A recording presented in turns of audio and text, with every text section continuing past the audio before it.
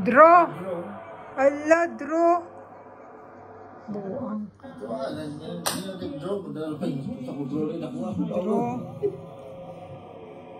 Draw wahing daog. Draw.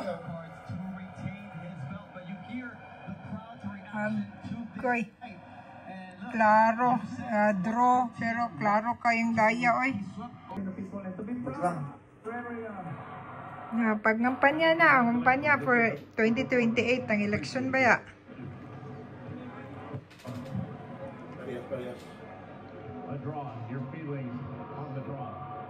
Tiyaga pa eh, gagunet. Boo. It was an absolute honor to share the ring with him, to share with somebody, with so much experience, who has accomplished so much in this sport, man. And shout out to all the Mexican fans here. Shout out to all the Filipinos, for supporting us. It's huge, by far, the biggest event I've had to date. And, we still came in here. We left everything in the ring. And, like I said, I tip my hat to Manny. No respect. I think the judges are just trying to save your face. That's it. Huh?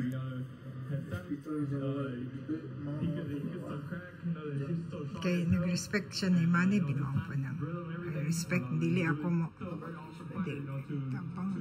Dili ko mo. Dili ko mo. Kuan eh. Sumbag kumayo.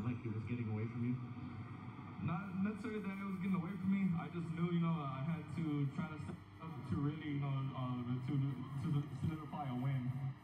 You won the last 3 rounds on all the scorecards, but enabled this draw and to win on one of the judges' cards. How does it up that? Last 3? Very. I got to the corner. Rich and Bob were telling me, sorry, really, pressing him.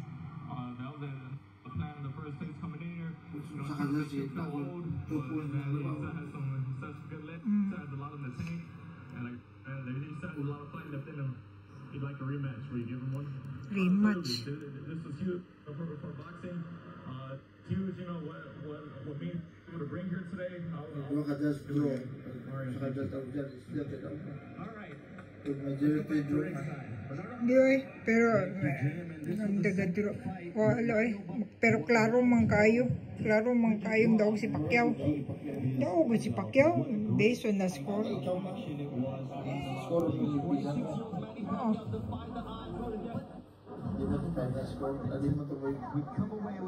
Dapat kamong duha ng kuan na ng gilid. To the entire crew that worked so hard. This show, I'm Bernardo Osuna. Until next time.